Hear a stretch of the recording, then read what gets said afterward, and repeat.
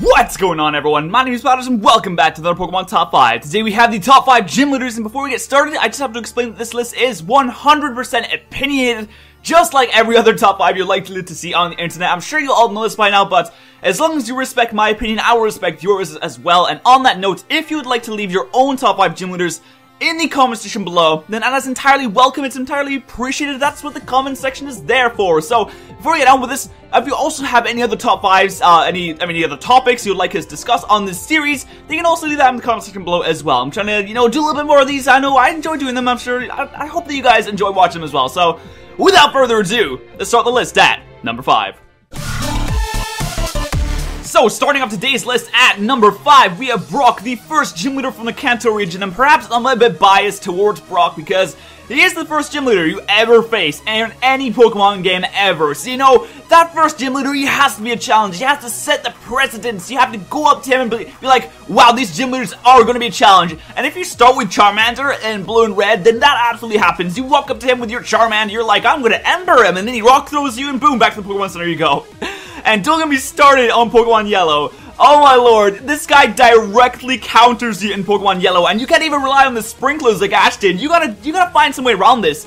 For example, you can have a Mankey, you can have a Nidoran, but I remember when I was young, I didn't get either of those Pokemon. I was in there with Pikachu, just solely with Pikachu, and I quick attacked him to death. I whittled him down bit by bit with each quick attack, and I eventually beat him. That was such a satisfying feeling when I could beat him with Pikachu.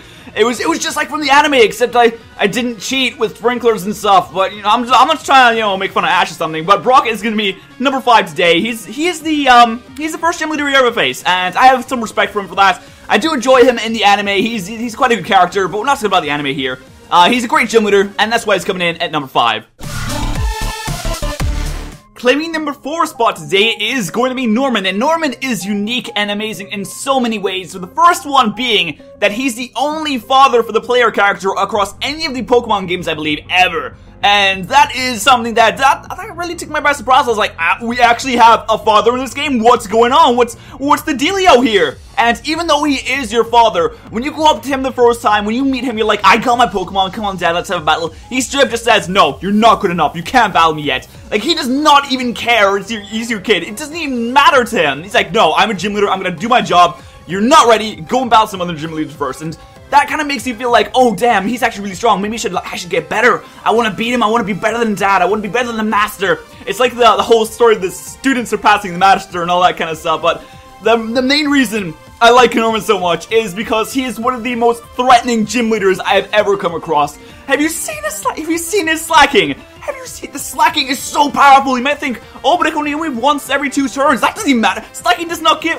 He doesn't care. He does not care. Slacking does not care about that. He will OHKO like 90% of your team. And if you try and poison that thing, you're like, oh, I'll poison him. I'll whittle him down a little bit. He's got Facade. He's got Facade. They've just powered him up. You've just made him even more strong. I don't know what you're thinking, man, but Norman is a great gym leader. He doesn't care about anything. He is sort of straight edge kind of guy. And that is why he is making the list at number 4. Coming in at number 3, we have not 1 but 2 gym leaders. Or maybe they count as 1. I don't really know how the twin thing works. We have Tate and Liza, the Psychic type 7th gym leader from the Hoenn region. And the main reason I have these guys on the list here is because they're the only double battle out of all the Pokemon games. The only double battle for a gym leader, and that makes things it changes things up a lot, and it makes it a lot more difficult in my opinion. I said Norman is really powerful, and Tate and Liza are just as powerful, if not a little bit more. I had a lot of trouble with them when I was a kid trying to get through the whole region, collect all the badges. I really wasn't expecting a double battle. So I just kind of went in there with like my Blaziken or whatever, and it got bodied by a Psychic. And it makes it even harder in Emeralds when they have sort of a lot of Pokemon. I mean, Solrock and Lunatone words, I mean, they're pretty terrible Pokemon, but they could use them so well. I really think that Tate and Liza deserve the number 3 spot. They are really super powerful. It's really unique. They sort of finish each other's sentences, which is kind of cool as well, I guess.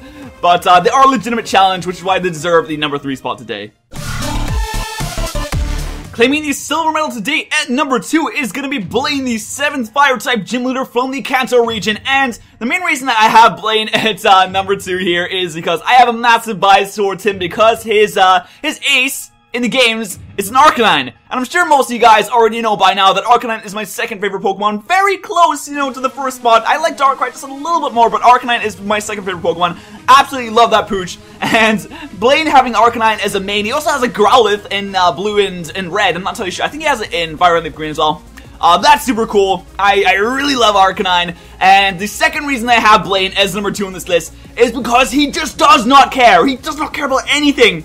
In Heart Gold and Soul Silver, he's not in his gym. He's not on his island. He's not in Cinnabore. Where'd he go? He's on Seymour Islands. Why did he go to Seafoam Islands? Well, guys, a volcano blew up his town, and he did not care. It totally annihilated his gym. Everything he ever knew was gone. But he was like, am I gonna give up? I'm not gonna give up. I will never give up. He went to the Seafoam Islands, and he made another gym himself. He carved a swath through those islands, and he said, this is mine now. I am taking this. Blaine is awesome, and that's why he's number 2.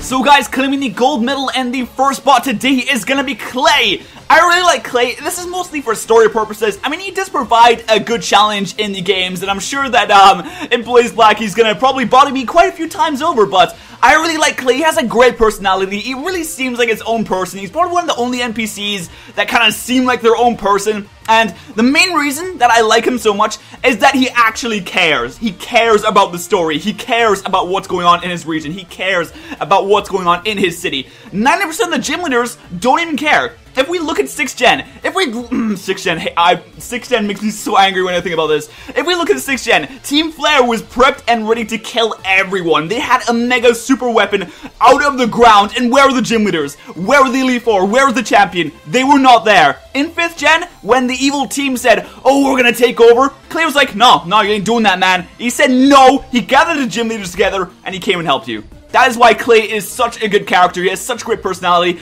and the fact that he actually cares about what's going on in the region, as he should be because he's a gym leader, that makes me like him even more. So, guys, that's gonna be the end of today's top 5. If you have your own top 5 list, be sure to leave them in the comment section below. And if you have any other topics you'd like us to discuss on the series, then go ahead and leave that in the comment section below as well. If you enjoyed this episode in this top 5 of this video, go ahead and destroy that like button right below this video. That is appreciated. It makes me super happy. Thank you so much for watching, guys, and I'll see you guys next time.